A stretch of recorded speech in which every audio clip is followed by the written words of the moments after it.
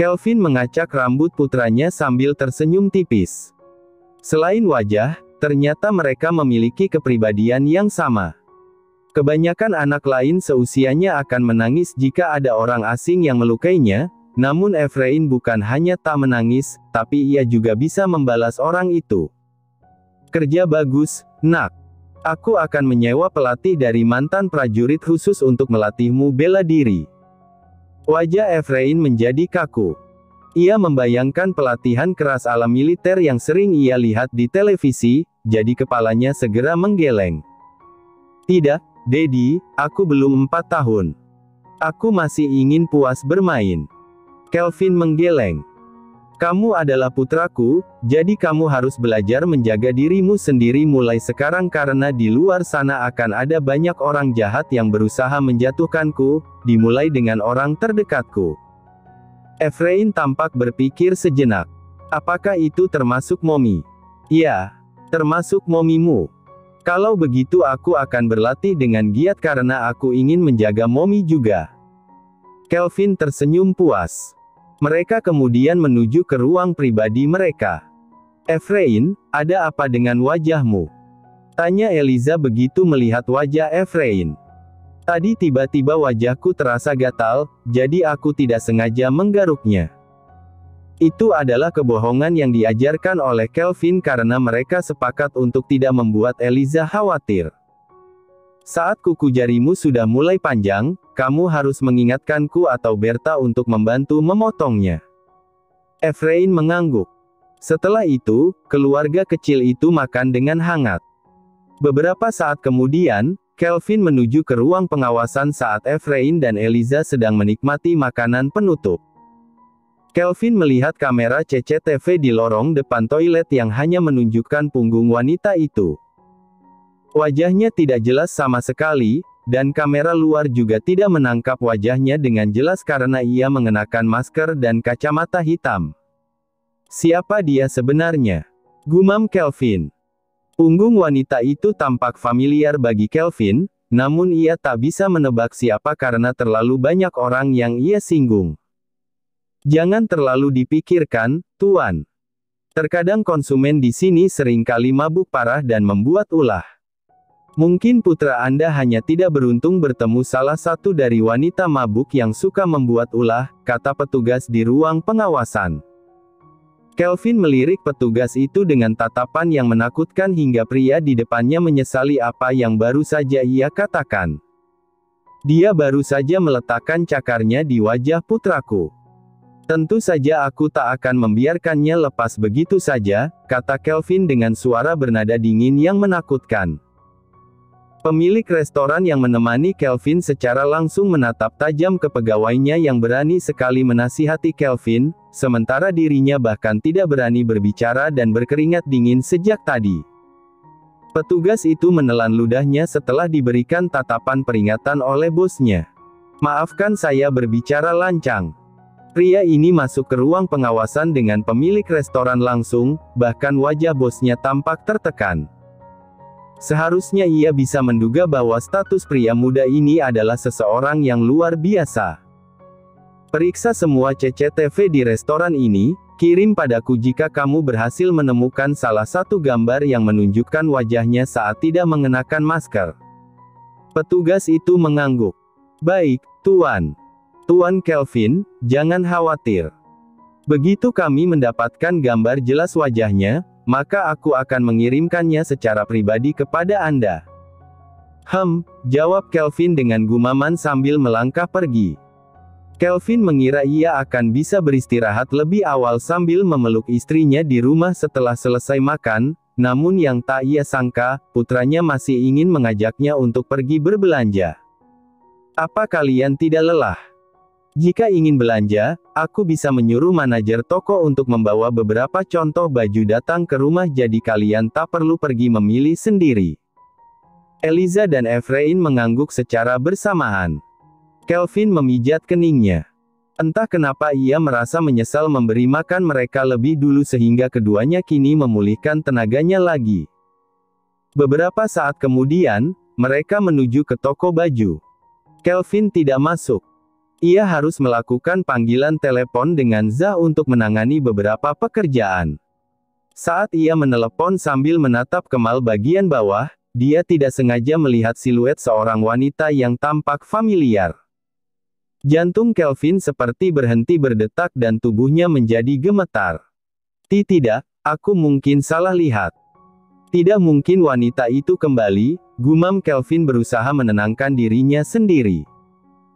Satu tangannya mencengkeram pembatas kaca di tempat ia berdiri, jari-jarinya memutih saat ia berusaha bertahan dari kilatan kenangan yang menyakitkan di masa kecilnya. Tubuh Kelvin membungkuk, ia pucat pasi dan berkeringat dingin. Seorang pengunjung menduga ia kesakitan, jadi menghampirinya. "Tuan, apa kamu sakit? Apakah kamu membutuhkan bantuan?" Kelvin tidak menjawab. Ia berusaha menekan rasa sakit di hati dan kepalanya, jadi suara wanita itu seperti teredam. Tak mendapatkan jawaban dari pria yang tampak kesakitan di depannya, wanita itu menepuk bahu Kelvin. "Tuan, bisakah kamu mendengarku?" "Enyah," pekik Kelvin sambil mendorong wanita itu hingga jatuh. Kelvin lalu mengumpulkan kekuatannya untuk berlari pergi. Sementara itu, ketika Eliza keluar, dia tidak menemukan suaminya dimanapun. Tas selempangnya dibawa oleh Kelvin. Ponsel dan dompetnya ada di situ, sementara ia harus melakukan pembayaran. Eliza cemberut. Apakah ia sengaja pergi untuk mengerjaiku? Ia akhirnya terpaksa kembali dan tersenyum canggung pada petugas kasir. "Aku tidak bisa menemukan suamiku yang telah membawa tas berisi dompetku. Aku sangat minta maaf, harus membatalkan pembayaran untuk pakaian ini. Mommy, apakah kamu tidak bisa menemukan Daddy?" tanya Efrain sambil meraih telapak tangan ibunya. Mommy tidak menemukannya. Mungkin dia pergi karena ada urusan mendadak. Kasir dan pramuniaga yang tadi membantu Eliza memilih baju cemberut. "Jika kamu tidak memiliki uang, seharusnya kamu tidak membuang waktu kami.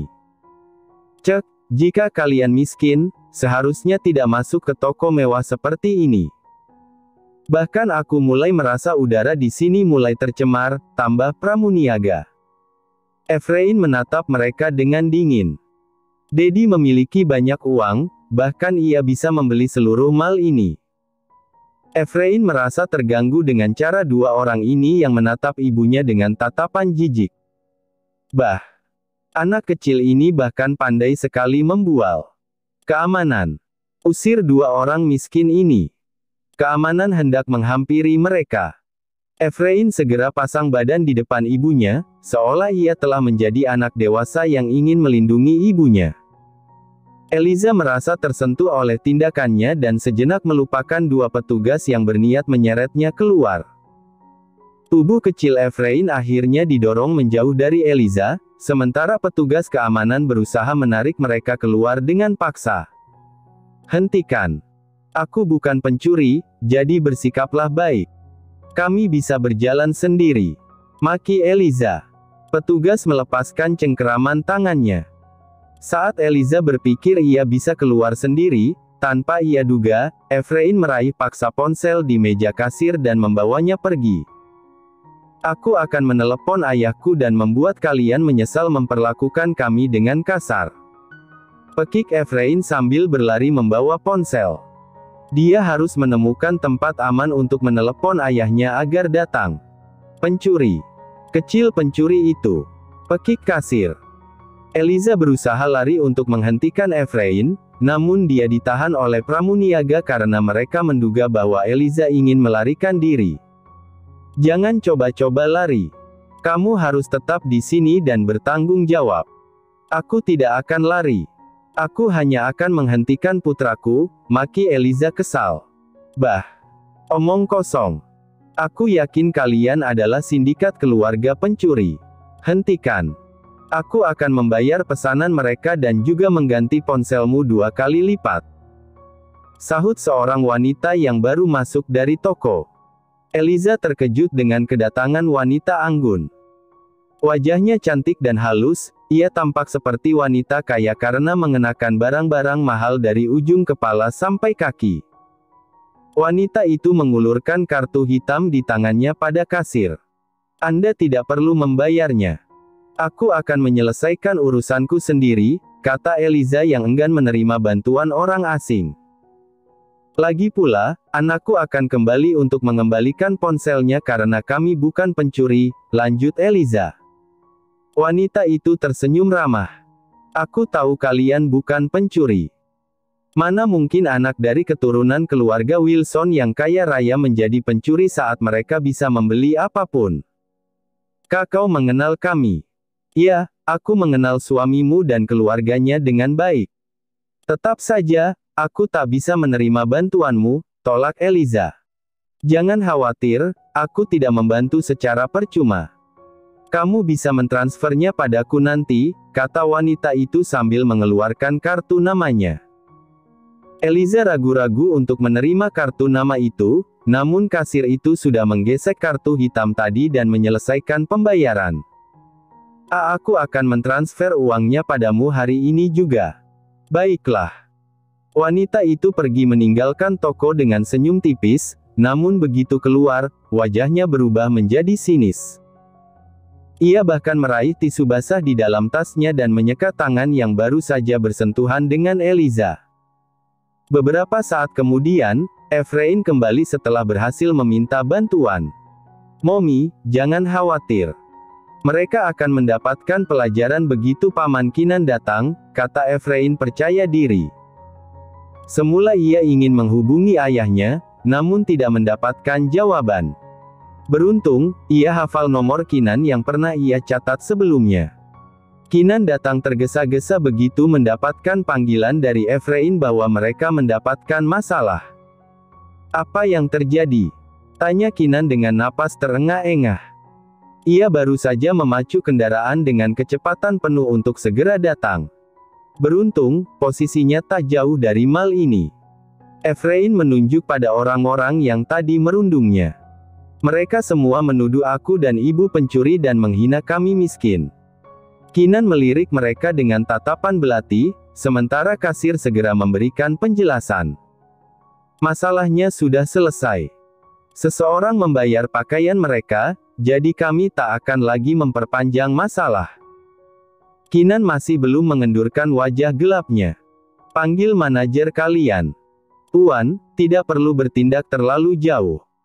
Sudah kubilang masalahnya sudah terselesaikan. Kalian sangat arogan. Lihat saja apa yang akan kalian dapatkan. Kinan akhirnya membuat panggilan langsung dengan teleponnya. Ia tidak memanggil manajer toko, tapi penanggung jawab langsung mal ini. Beberapa saat kemudian, seorang pria parubaya datang dengan tergesa-gesa sambil membawa beberapa orang di belakangnya. Tuan Kinan, seharusnya Anda memberitahu kami lebih dulu jika ingin datang berkunjung. Kami bisa menemani Anda untuk berkeliling, kata pria itu dengan keningnya yang berkeringat dingin. Bagaimana cara kalian merekrut pegawai? Aku sangat tidak puas dengan kinerja kalian. Pria itu tertegun, tatapan matanya kemudian menyapu pada petugas di toko ini. Sementara mereka yang semula arogan mulai menciut dengan kepala tertunduk. Melihat dari cara Kinan mendatangkan orang penting di mal ini secara langsung, mereka bisa mengetahui bahwa anak ini tidak berbohong saat mengatakan tentang statusnya. Sekarang mereka memiliki keinginan untuk memukul bibir mereka sendiri setelah menghina ibu dan anak ini. Apa yang sudah kalian lakukan sampai menyinggung Tuan Muda Kinan? Dia adalah pemilik mal ini dan beberapa jaringan mal lain. Apakah kalian sudah tidak menginginkan pekerjaan lagi sepanjang hidup? Maki penanggung jawab mal. Tuan, tolong maafkan kami. Kami tidak tahu bahwa mereka adalah anak dan istri Anda. Kerutan di dahi Kinan semakin dalam. Ia merinding hanya dengan mendengar itu. Jika Kelvin mendengar bahwa Eliza disangka sebagai istrinya, maka dirinya akan berakhir dengan mengenaskan. Omong kosong apa yang kalian katakan? Dia bukan istriku. Maaf, kami tidak tahu. Tapi kami akan meminta maaf pada wanita Anda dan anak rahasia Anda. Mereka menduga Eliza dan Efrain adalah kekasih gelap Kinan yang tidak memiliki status. Lagi pula, di kalangan eselon atas, hal itu sudah biasa. Kinan semakin murka mendengar itu. Cukup. Kalian benar-benar tak termaafkan. Aku akan memasukkan kalian ke daftar hitam. Mereka adalah istri dan anak Kelvin Wilson, tapi kalian berani mengarang hal mengerikan seperti tadi. 4 orang itu ambruk ke tanah dengan wajah pucat. Mereka kemudian mendekat ke arah Eliza dengan tatapan permohonan. Tolong maafkan kami karena berkata kasar tadi. Bisakah kamu memberi kami kesempatan? Jika dimasukkan daftar hitam, kami tak akan bisa mendapatkan pekerjaan lagi, bahkan di tempat lain. Eliza sebenarnya masih marah pada perkataan sinis mereka tadi, namun dia juga merasa hukuman yang diberikan Kinan berlebihan. Tidak perlu sejauh itu. Mereka sepertinya telah mempelajari pelajaran mereka barusan, pinta Eliza pada Kinan.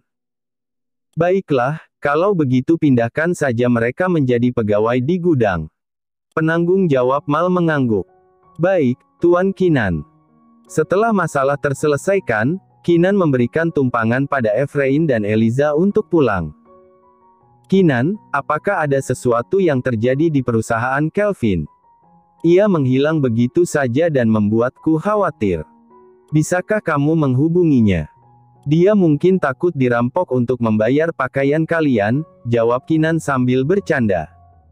Eliza memutar bola matanya dengan kesal ke arah Kinan. Aku berbicara serius. Oke, baiklah. Aku akan menelepon Zah untuk mencari tahu. Sebenarnya cukup aneh juga ia meninggalkan kalian begitu saja tanpa berpamitan. Setelah menurunkan mereka di depan villa keluarga Wilson, Eliza tidak segera masuk ke rumah dan menunggu Kinan menghubungi Zah. Tidak terjadi sesuatu di perusahaan. Kata Zah, semua baik-baik saja. Eliza justru semakin khawatir setelah mendengar hal itu. Lalu apa yang terjadi pada Kelvin? Kinan tiba-tiba mendapatkan firasat begitu menyadari sesuatu. Eliza, jangan khawatir. Mungkin ia hanya mengerjai kalian atau ada urusan lain. Aku akan mencarinya. Kamu masuklah dan istirahat. Kinan dengan segera masuk ke mobil. Sebenarnya, ia berusaha membohongi Eliza agar tenang, namun dia sendiri memiliki firasat bahwa Kelvin pasti kambuh lagi. Pria itu pasti melarikan diri karena tidak ingin Eliza dan Efrain melihatnya ketika kehilangan kendali.